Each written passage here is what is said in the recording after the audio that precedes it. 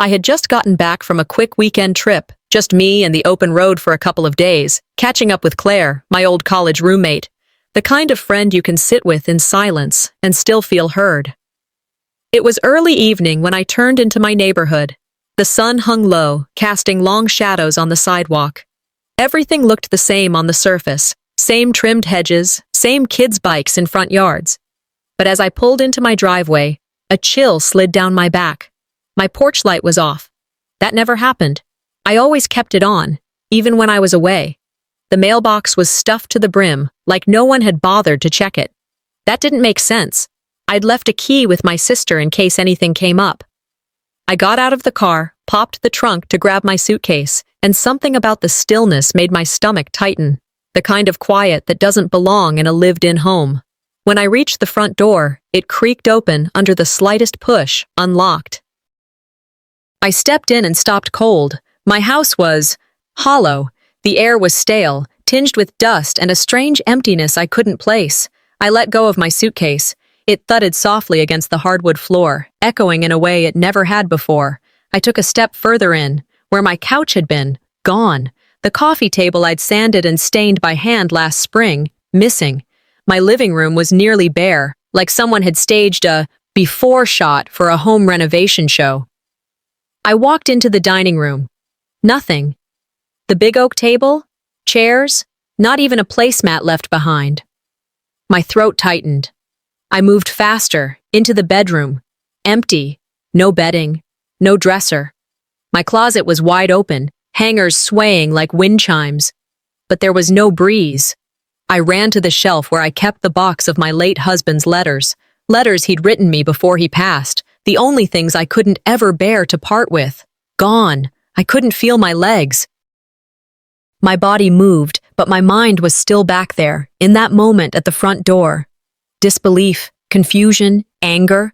It hadn't arrived yet, but it was coming. The garage was the final blow.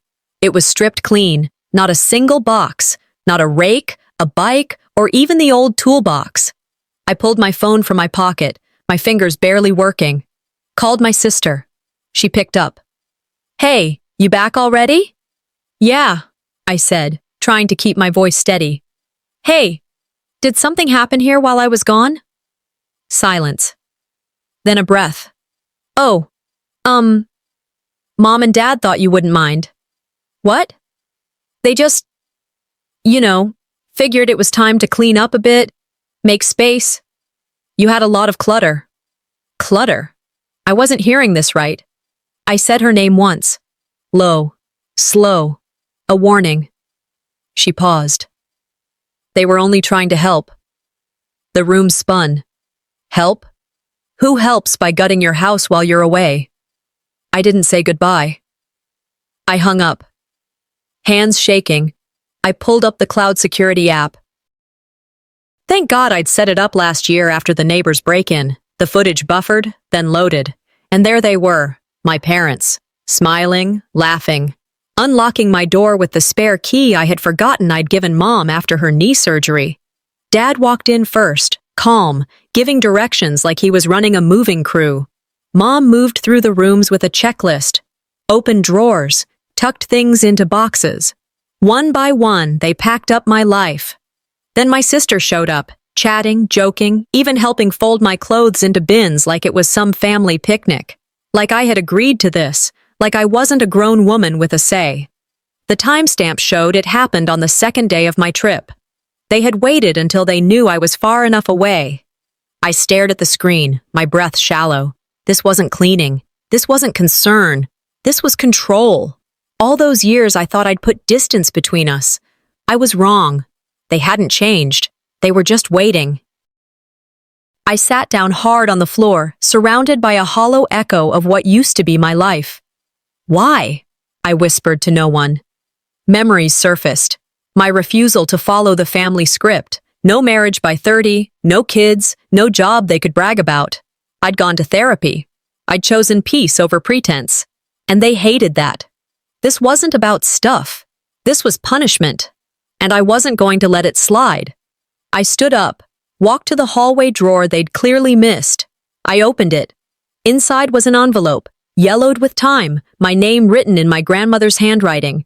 I opened it with care. It read, "Don't let anyone tell you what you're allowed to keep." I held the letter to my chest. They could take the furniture, the photos, the things, but they couldn't take me. I opened my laptop, started taking inventory. I would contact a lawyer. I would build my case. Slowly, methodically, like someone laying bricks for the road home. I picked up my journal and wrote, "Steady hand, sharp pen." They took my things, but they haven't taken me. The silence in the house was heavy enough to press against my ribs. I'd left the candle burning from earlier, its small flame flickering against the stripped walls, making shadows out of nothing. My shoes crunched on the bare floor as I moved from one room to another. I started to pick through what was left, not to salvage, but to understand. A broken plate under the sink, an old transistor radio with the dial stuck between stations. A grocery list I had written before I left, my own handwriting staring back at me like evidence. None of it fit. They had taken the couch but left a cracked dish. They had packed my work awards but left a lamp. The randomness was a message. I set my phone on the counter and played the security footage again. Over and over, I watched them move through my home like they were at a yard sale. My father pointing, my mother folding things I'd once thought untouchable. What they took wasn't clutter. It was pieces of my independence. Everything tied to my career, my choices, my voice. What they left was debris. I opened a notebook and began documenting each item, each absence. I wasn't going to let them rewrite what happened. Stepping outside into the cool night, I dragged the blue trash bin closer. The smell of wet paper and spoiled food clung to the air. Half buried under damp cardboard was a box, ripped open. My stomach sank as I peeled it back. Inside lay my grandmother's pillow, the one she'd stitched herself. White thread on dark blue cloth. "Do no harm, but take no crap." Beneath it, my college journal, pages swollen from rain, and a framed photo of me at graduation. These weren't forgotten items. These were a verdict. I cradled the pillow like a relic. The stitches were rough, her hands all over it. I could hear her voice, telling me not to bow, not to soften. My fingers tightened. This wasn't decluttering. This was erasure. My legacy shoved in a wet box. I held it to my chest for a long moment, feeling the damp soak through my shirt. Then I carried it back inside, set it carefully on the bare counter, like evidence at a crime scene. I called my father. He picked up almost immediately, his tone light, practiced. "We were only helping," he said before I could speak. "Helping?" My voice came out steady. "You threw away Grandma's pillow. My journal. Why?" "You've been clinging to pain and old junk," he replied, like he was reading from a script. "We're trying to help you move on." In the background, my mother's voice floated, soft, explaining, not to me, but to him, as though I wasn't on the line at all, like I was a story they told about me. I hung up without another word. My hand shook, but inside, something hardened. They didn't see my grief as grief. They saw it as clutter to clear. My mind slipped back to the day everything first cracked. I was 22, standing in their kitchen, telling them I wouldn't marry the man they'd chosen. My father silent, my mother's face tight. I left with a single suitcase that night. They didn't speak to me for 2 years. My first apartment was a shoebox, but it was mine. The couch, the one they took, was my first real purchase. I had eaten takeout on it, signed contracts on it. It was my freedom. I saw it all clearly now. Every boundary I'd set since then had been another challenge for them. They weren't cleaning. They were reclaiming. I texted my sister. No reply. 20 minutes later, a bubble appeared. "You know how they are. I didn't want to upset anyone." I scrolled back through our old texts. A week before my trip.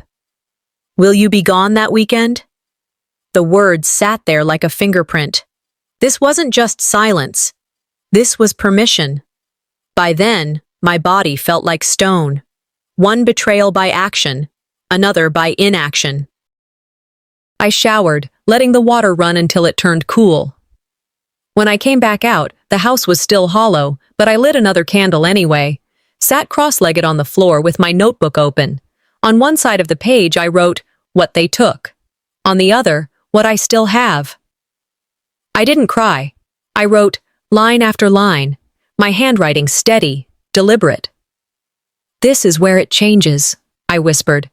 I opened my laptop, tenant rights, civil lawsuits, new therapist listings. My pulse was steady. This wasn't revenge. This was reclamation.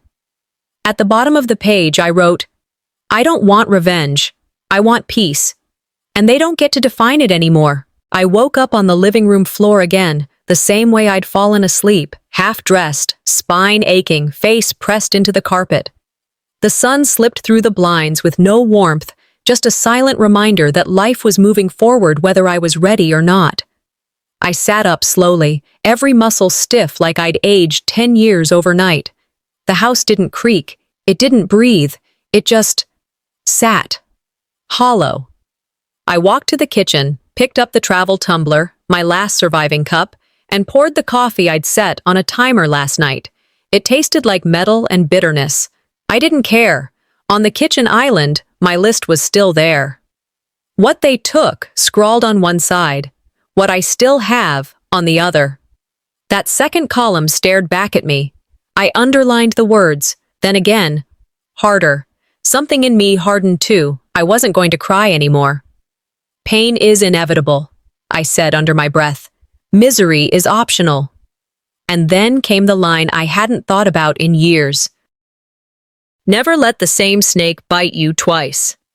It came from a paperback I found in high school. Cheap, yellowed, forgotten. But the line stuck. And now, it felt like armor. I wasn't just hurting. I was planning.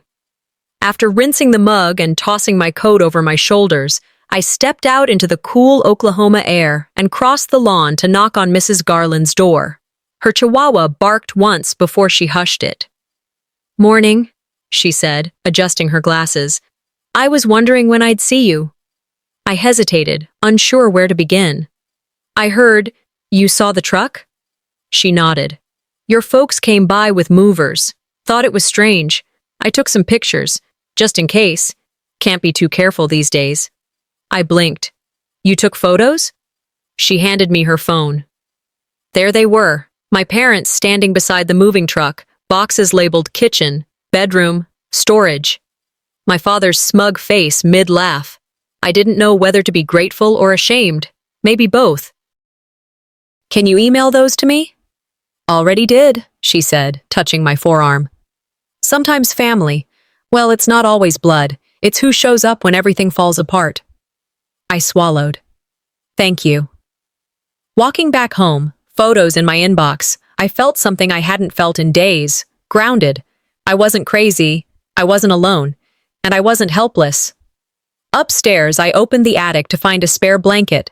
Instead, I spotted the old gray file box tucked behind a stack of paint cans. I froze. I hadn't seen it in years. I pulled it down, coughing at the dust. Inside were birth certificates, expired insurance papers, my grandmother's will, and then something else. A joint ownership agreement, my name on it. Legal proof that certain items, furniture, antiques, heirlooms, were willed directly to me. They had no right. They knew. They must have known. But they'd taken it all anyway, like it was theirs to claim. I didn't scream. I didn't cry. I just sat there holding the papers and whispered, "If they want to play legal games, I'll play smarter." Back downstairs, I scanned everything, one by one, and emailed it to Gina, my lawyer friend from work. Subject line, urgent. This wasn't just betrayal anymore. It was theft. My phone buzzed mid-send. A long text. My sister. "I'm trying to stay neutral," she wrote. "This whole thing's complicated. I just want to help Mom and Dad." I was about to delete it when another sentence caught my eye. "Dad promised me the storage unit if I helped him." My blood ran cold. It wasn't just loyalty. It was greed. I screenshot it, sent it to Gina, and stared at my trembling fingers. "You expect this kind of thing from people you already suspect. But your sister?" I whispered it like a vow. "Enough. This ends now." I sat down, opened a blank document, and started typing. A timeline. Date. Time. Event. Evidence. Photos from Mrs. Garland. Screenshots. Legal documents. A cease and desist draft at the bottom. Each entry felt like a brick in the wall I was building between me and them. Then I opened my journal and wrote, "You are not weak for loving them. You are strong for stopping them." For a second, I considered posting it all, publicly, let the whole world see, but I closed the app. Not yet. Instead, I wrote one sentence in bold under my notes. "Still, like air, I'll rise." The day had drained me. It was dark again. I lit the same candle from last night, sat cross-legged on the floor with my laptop, and drafted one more thing, an email. To my parents. In it, I listed what I knew. The documents, the photos, the texts. I wrote that I intended to act, but I didn't send it. I wanted them to sweat. Timing matters. I shut the laptop, blew out the candle, and sat there in silence. This house, this empty shell, wasn't mine anymore. It was my battlefield. I lay back down where I started, floor to spine, and looked at the ceiling. "Tomorrow," I whispered, "they'll know I'm not the same person." I stared at the laptop screen that morning, the unsent email still open, attachments neatly listed, scanned deeds, photos from Mrs. Garland, a copy of the will, and audio snippets pulled from the home system. It felt like holding a loaded weapon in my hands, not for destruction, but defense. I took a breath, clicked to reread everything again, slower this time. Not with panic, with intention. Then I picked up the phone and dialed Greg. Greg Keller. We'd worked together on a zoning board appeal years ago. Reliable, quiet, sharp. "Greg, it's me," I said, trying to sound steady. "I need you to look at something." He didn't ask why, just, "Send everything. Now. I'll prep a notice." I hesitated. "Do I even have a leg to stand on?" He replied plainly, "You're on the deeds. Multiple ones. They don't have a case. You do." I didn't realize how tightly I was gripping the phone until I hung up and my hand ached. It was happening. This wasn't just emotional anymore. It was legal, real. I printed the cease and desist Greg drafted, added my own intro, still calling them Mom and Dad out of habit, but the tone was all business, calm, final. I drove across town, every mile tightening in my chest. Their porch looked the same. The wind chimes still made that tinny sound I used to find comforting. Now it grated. Mom answered the door in her robe. Behind her, Dad stood like a statue. "I came to deliver this in person," I said, holding out the envelope. Her eyes narrowed. Dad took the letter from my hand. I didn't flinch. "This is a mistake," he said flatly. "No," I said, meeting his stare. "Taking what wasn't yours was the mistake." They said nothing. That silence spoke volumes. "We'll look into it," Dad finally muttered. "Do that," I replied, already turning back to my car. Back home, I logged into the home system again, looking for gaps in the camera feed. Then I noticed a folder I hadn't opened yet, marked Invisible Mic. I clicked play. First, the rustle of boxes, then voices. "She won't fight back. She never does." My father's voice. "Let's just keep the stuff we want. Toss the rest," my sister chimed in. "She's been living here rent-free. It's not theft if you already gave up claim," Dad again. "Clingy, always was. Emotionally exhausting," Mom added. I paused it, hands clenched. That wasn't just cold, that was premeditated. I copied the audio, saved it on 3 drives, one to the cloud, another to a hidden folder. The phone rang. Greg again. "We confirmed your names on the deed updates filed 6 years ago. Plus the original will leave specific items to you." They ignored both. I exhaled. They were betting I wouldn't dig. "They lost that bet," he said. "File what needs filing," I told him. A strange mix of emotions washed over me. Relief, rage, and something that felt like victory, but not the kind you celebrate, the kind that hardens you. Later that afternoon, I got a message from Sarah, a college friend I hadn't seen in years. "Hey, just saw a post on a local forum, something about a woman's house getting cleared out while she was away. Is that you?" Attached was a screenshot, local neighborhood thread, vague details, no names. But it was clearly my story. She added, "You should go to the press. Sometimes public pressure works when the law stalls." I didn't reply right away. I thought about it. Going public meant blowing it wide open, risking backlash, shame, them playing the "she's unstable" card. Instead, I opened my draft folder, added her link to a file marked Press Options. For now, I'd fight quiet, but I was ready to go loud. That night, I couldn't sleep. My body was still, but my thoughts raced. I replayed the recording in my mind. Then my phone buzzed, unknown number. "You should be careful what you dig into." I stared at the screen. No name, no response.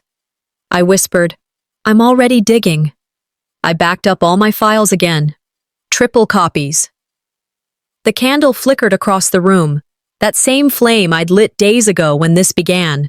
It danced like a warning, or maybe a signal. I looked straight at it. "They started this," I said out loud. "But I'm the one who'll finish it."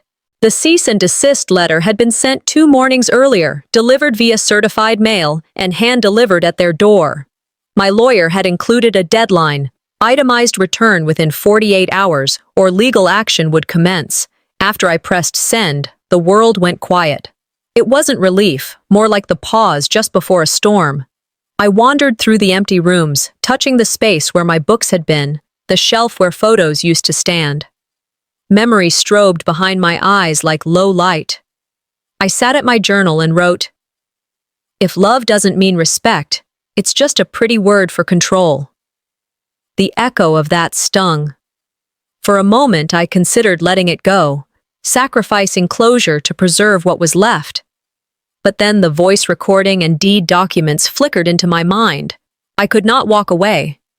Eleanor Roosevelt's line rose, "No one can make you feel inferior without your consent." I claimed that ground. Later, my phone beeped. A text from my sister flickered on screen. "Can we all just talk? Mom and Dad want to meet you. In person." The line felt orchestrated, rehearsed. I typed, "Why now?"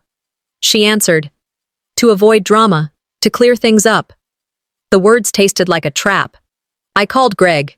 He said, "If you go, bring a witness." I chose the library's private room, neutral ground, walls with no loyalty. I told myself, sometimes peace isn't found in silence. It's forged in fire. On the day of the meeting, I arrived early. I placed my phone face down, set to record. I watched the door. My mother entered in a calm dress, my father rigid behind her. My sister trailed behind, eyes flicking to me. They sat across from me at a long table, tension stretching the air. My mother mustered a practiced smile. "Why are you being so dramatic?" she asked, voice soft. Dad leaned forward. "You always misread everything. We were helping you." I slid across the deeds and will excerpts I had scanned. Their smiles faltered. Dad's face tightened. "Who gave you this?" I met his gaze. I drew a breath and spoke steadily. "I won't be silent anymore." I read the deed clause. Joint ownership, specific items willed to me. I played the time-stamped video, showing them taking boxes. I showed the screenshot of my sister's message. Dad promised me the storage unit if I helped. Then I let play one line from the recording. "We'll dump the rest if she complains." The library room fell silent. My mother's eyes filled. Father's brow knitted. My sister's gaze dropped. Someone murmured, "This is edited." My voice stayed calm. "I wanted to believe you loved me enough to protect me. Now I want you to respect me enough to stop hurting me." My mother cried, "You're overreacting." My father scoffed. "Ungrateful." The sting of emotional manipulation hit, but I remained seated. "I'm not ungrateful. I'm awake." I told them, "If returning what's mine means losing you, then that's a cost I'm willing to weigh." My sister whispered, I didn't think it would go this far. I nodded. Neither did I. But here we are. I stood, collected my folder, and walked out calmly. Outside, under bright sky, my heart pounded, but my breathing was steady. My phone buzzed. Greg. Next steps for small claims and public filing ready. That night, an email landed. My aunt, Dad's sister, had heard from him and sided with me. She wrote, "You did the right thing. Silence has lasted too long." Her words felt warm, unexpected. I lit a candle not for peace, but clarity. I whispered, "The lines are drawn now. I won't step back." I woke that morning with a sharp clarity settling over me. No more hesitation. I opened my journal and wrote in bold, "I am not their victim." Then I reviewed everything laid out. Property deeds, audio recordings, Mrs. Garland's photos, the text revealing my sister's deal. My head ran legal scenarios, small claims, fraud, public exposure, restraining orders. A memory echoed, "What you allow, you enable." I dressed in a neutral but authoritative outfit, tucked away extra backups, gloves, camera, spare phone. The intent in my steps felt different, less anger, more resolution. I left the house not to flee, but to confront what was already broken. The antique shop was tucked off a side street, windows dusty, the bell jangling as I entered. The shopkeeper, an older man with a lined face, glanced at me. I described a side table and lamp I once gifted my sister. His eyebrows lifted. He led me to the back, pulled up images on a ledger. There, my furniture, sold under Jean Randall estate sale. He showed me invoices and seller names. It wasn't anonymous disposal, it was laundering. I snapped photos, asked him to record a brief statement. He paused, then agreed. What felt like mere theft now revealed layers, cover-ups, false sale strings, intentional erasure. My phone sang with incoming call. "Dustin." I answered. His voice crackled with annoyance. "You're making us all look bad," he snapped. "You're turning small family issues into lawsuits." I kept calm. "You helped them move what you called your share." He hesitated, then hissed, "Don't push me. You'll regret this." The threat dripped like poison. I felt it, but I didn't shrink. "I won't be threatened for claiming what is mine." He hung up. The silence he left behind was heavy, but so was my conviction. Back home, I unlocked the box I'd sealed the night before. Inside was the carved music box my mother had given me on graduation day. Once it played Moon River, soft and slow. Now it was broken. Cracked lid, wood warped, mechanism still. The finish was faded like sun after years. It was violence in artifact form. I held it and recorded its damage. I whispered, "You may break some things, but you won't break me." I took photos, marked repair estimates, sent them all to Greg. Then I drafted a firm legal demand. Restore or repair the box, return all stolen items, pay damages, and issue a public apology within 7 days. No negotiation clause. I sent it by certified mail. I circulated a personal statement to close friends with a warning. I will go public if ignored. I preserved every log, every recording, every message. As I reviewed financial statements in my files, I noticed odd transfers. Money moved out of joint accounts I never authorized. Forgery, perhaps. The case was swelling. Theft, fraud, defamation. Night came slow. Late, I heard rustling outside, a soft footstep on gravel. I froze, breath held, phone in hand. I didn't call out. I crept to interior doors, locked them. Morning brought the first sign. My gate slightly ajar, the padlock shifted. A test. A warning. I stood in the dim hallway, steadying myself. "You think you can scare me into silence?" I said aloud. "I've already survived losing you emotionally long ago." I backed up every file again, triple backups. The candle flame flickered across its base. I watched it, not afraid. I whispered, "If you move, I move harder. You forced this line. Now you'll see what happens when someone crosses it."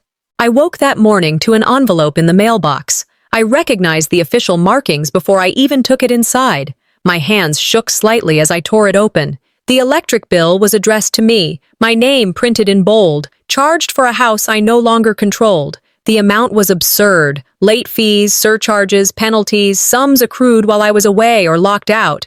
They had kept my name on the utility accounts so they could weaponize the debt. My blood boiled. I called the utility company. They confirmed it. The service was under my name. No request to change it had been made. No signature. I felt violated. That name on the bill was a legal trap laid by people who thought I wouldn't look.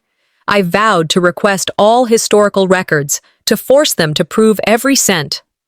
I opened my laptop and signed in to check my Amazon and bank accounts. I sat back hard in my chair. Activity logs showed logins from a local IP tied to Mom's phone. Purchases I never made, returns processed, search histories distorted. It was no longer just theft of things, they were manipulating who I was.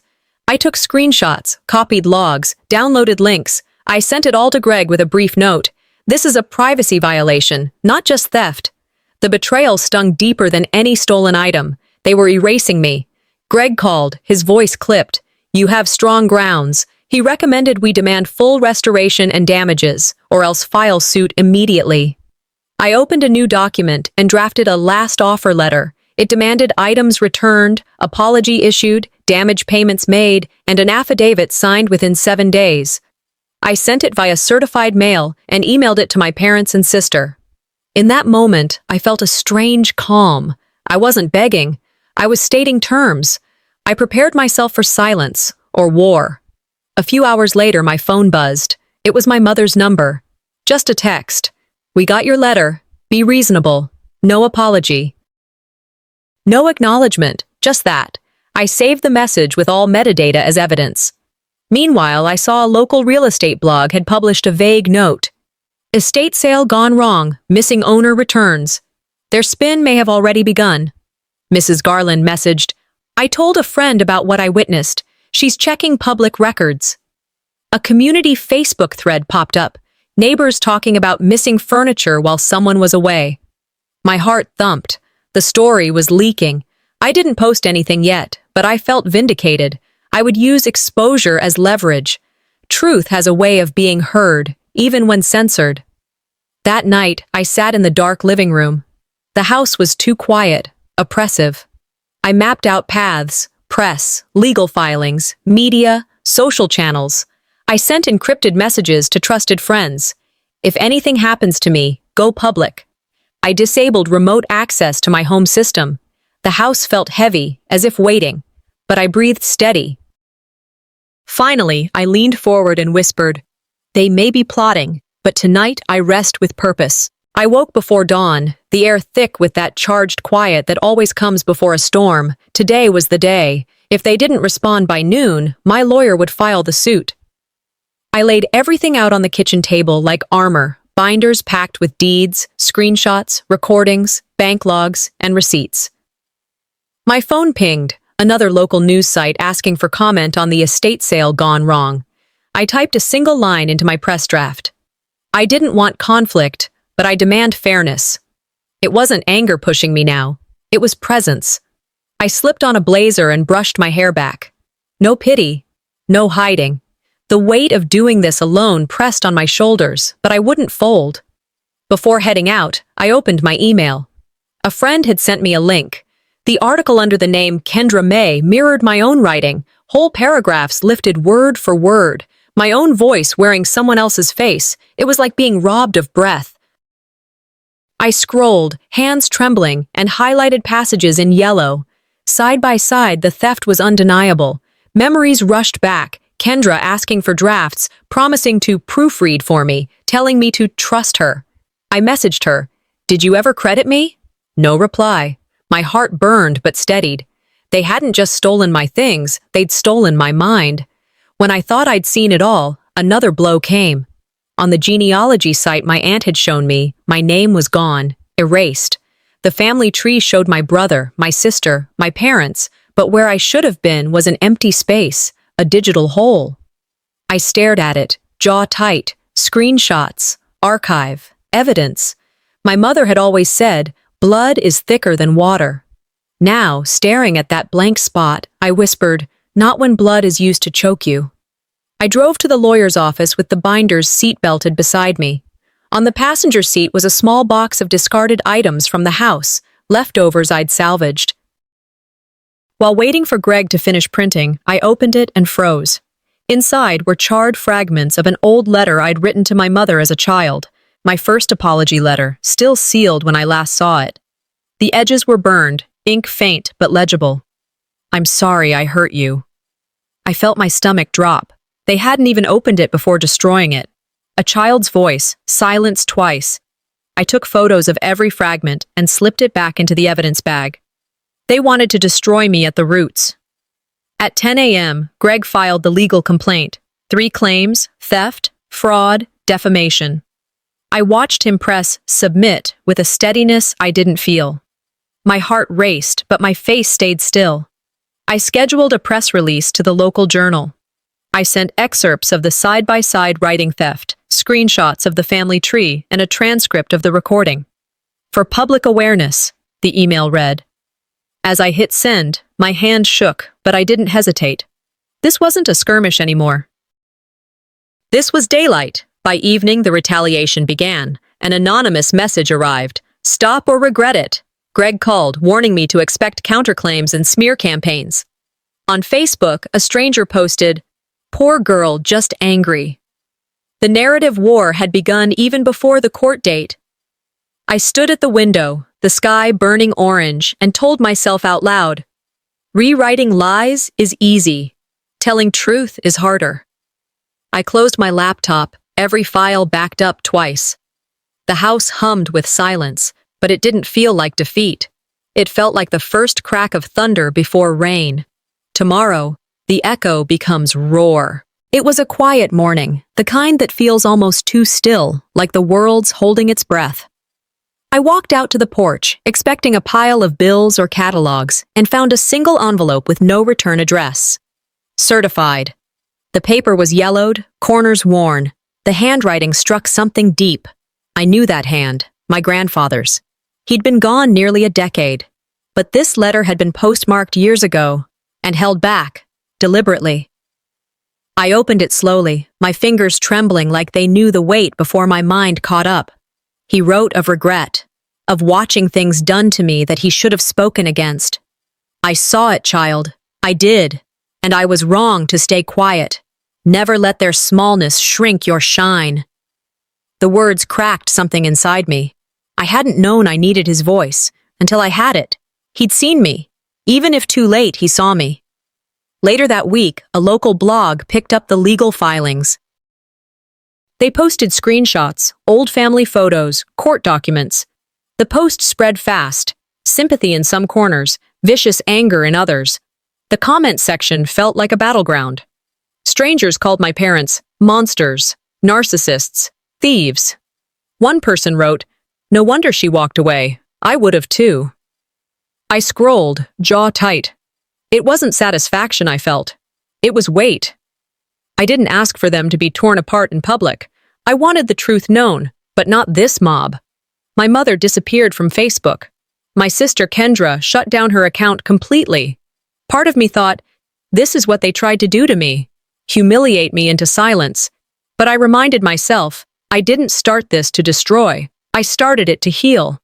And sometimes, those things walk together, whether you mean them to or not. Weeks passed. The court granted partial restitution, my name back on the deed, some items returned, and a cease and desist order over the work published under Kendra's name. They never spoke a word. No apology, just silence, like the kind that hopes it'll all be forgotten. Greg, my lawyer, looked at me across the table and said, "You won, Javelin. But more importantly, you reclaimed your voice." I didn't cry. I didn't smile. I just nodded. Quiet relief. That's what it felt like. Winning wasn't loud after all. It was just peace. After the dust settled, I began to reclaim my space, not just legally, but emotionally. I painted my walls soft blues and warm ochres, photos of places I'd traveled, dinners with friends, sunsets I'd chased. They replaced every frame that used to carry family. I planted a tree in the backyard, something small, something mine. I took the burned letter, the one I wrote as a child that they'd destroyed, and had it framed by a local artist, not as a wound, as a marker. This happened, but I survived it, and I'm still here. One Sunday, I was making tea when I heard a knock. I opened the door and there stood Dustin, my brother. He didn't speak, not at first, just stood there holding something in his hand. Then he said, "I didn't know how to protect you. I'm sorry." He handed me a note. Not long, just that sentence again, written out. Then he walked away. I didn't stop him, didn't ask him to stay. I just stood there with the note in my palm. It wasn't a clean slate, it wasn't a full healing, but it was a crack in the wall. That night, I lit a candle. Not for him, for myself. Forgiveness isn't always a bridge. Sometimes, it's just a release. Life started to breathe again. I applied to teach a community writing course, just one at first. Something to share the process of finding truth in your own voice. The first day, I stood in front of a dozen wide-eyed students and said, "Sometimes the people who break us also build our courage." A young woman in the back raised her hand. "Do you believe in family?" I paused. Thought about it. "I believe in chosen ones more," I said. Weeks turned into months. The lecture became a workshop. The workshop, a book. The book became something people talked about, not because of the scandal, but because of the story. A story about reclaiming not just space, but purpose.